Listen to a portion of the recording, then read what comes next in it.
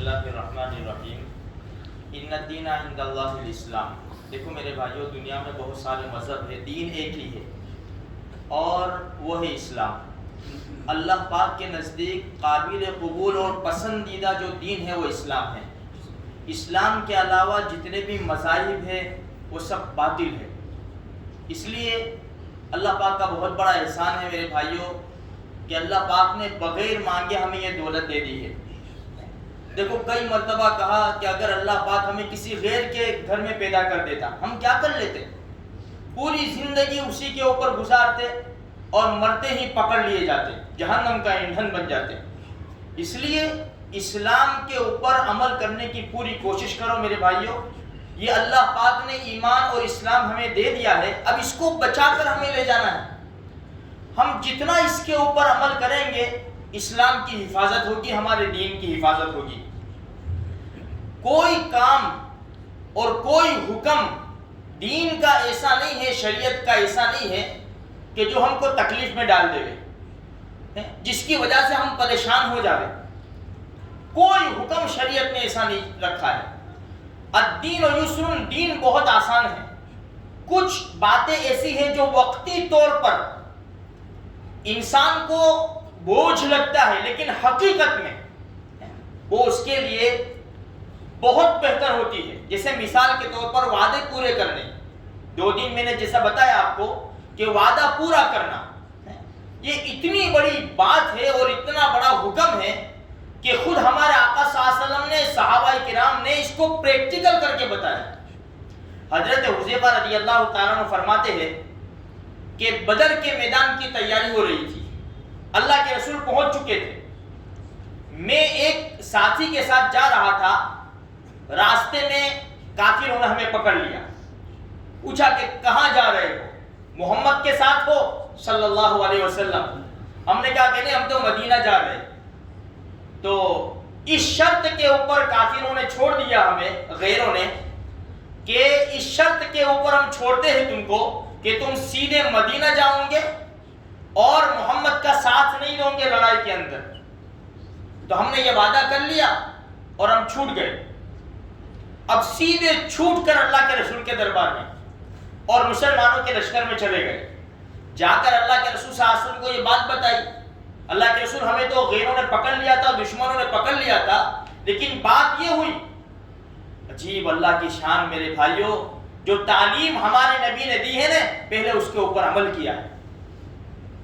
ہمارے حالانکہ حالات کیا ہے، 313 مسلمان ہیں، بے سر و سامان ہیں، اور کافروں کا، دشمنوں کا 1000 کا لشکر ہے، بالکل ساز و سامان کے ساتھ۔ ہمارے نبی نے کیا کہا حذیفہ رضی اللہ تعالیٰ عنہ سے؟ حذیفہ، تم وعدہ کر کے آئے ہو، وعدہ کس سے کیا؟ دشمنوں سے۔ پھر بھی ہمارے نبی فرماتے حذیفہ تم وعدہ کر کے آئے ہو، تم لڑائی میں شریک نہیں ہو سکتے، جاؤ تم چلے جاؤ اور ہمارے لیے دعا کرنا۔ ہمارے نبی نے ان کو واپس بھیج دیا۔ اب اندازہ لگاؤ وعدے کا پورا کرنا کتنی بڑی بات ہے۔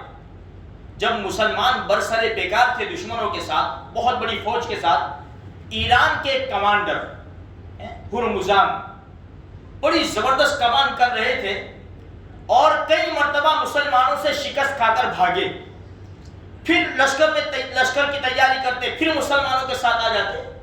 ایک مرتبہ مسلمانوں نے ایسا زبردست حملہ کیا کہ ان کے پاؤں اکھڑ گئے۔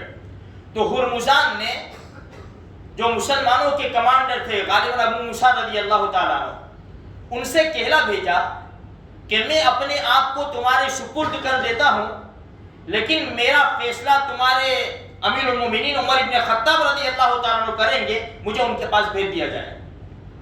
تو کہا ٹھیک ہے۔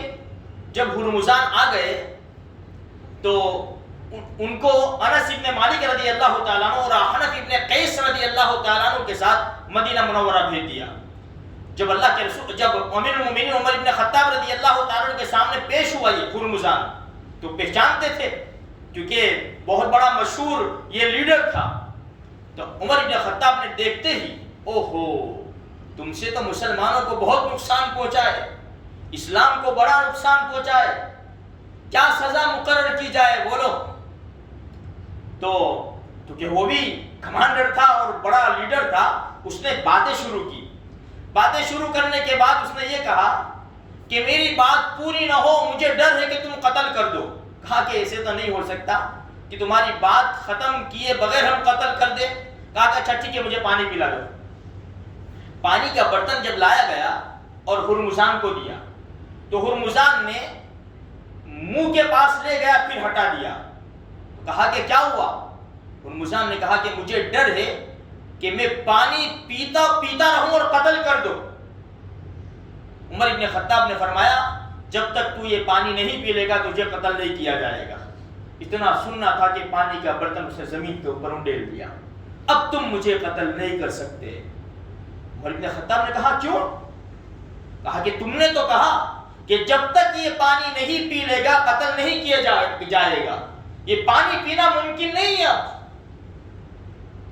عمر ابن خطاب حیران، نہیں چاہتے تھے کہ اس کی جان بخشی جائے، وہ نہیں چاہتے تھے۔ جب آیا نے تو اسے کہا ایمان لیا، اس نے کہا کہ یہ نہیں ہو سکتا، پھر اس کے قتل کا فیصلہ کیا اور یہ واقعہ پیش آ گیا۔ نہیں چاہتے تھے کہ اس کی جان بخشی جائے۔ انس ابن مالک رضی اللہ فرمایا کہ امیر المومنین آپ اس کو وچن دے چکے ہو۔ اب حیران تھے تو کہا کہ کیا کریں گے، اب ہم نے زبان سے وعدہ کر لیا اور یہ ہم سے چالاکی کر گیا، چھوڑ دیا، اسے چھوڑ دیا۔ جیسے چھوڑا اس نے کہا اشہد ان لا الہ الا اللہ واشہد ان محمد رسول اللہ۔ مسلمان ہو گیا میرے بھائیو۔ یہ ہے اسلامی طاقت، یہ ہے اسلامی قانون کہ بغیر تلواروں کے بڑے بڑے دشمنوں کو اسلام میں داخل کر دیا۔ ایسے اخلاق مسلمانوں کے۔ آج ہم کس کو، پڑوسی کو خوش نہیں کر سکے، بھائی کو خوش نہیں کر سکا، باپ بیٹے کو، ماں بیٹی کو خوش نہیں کر سکے۔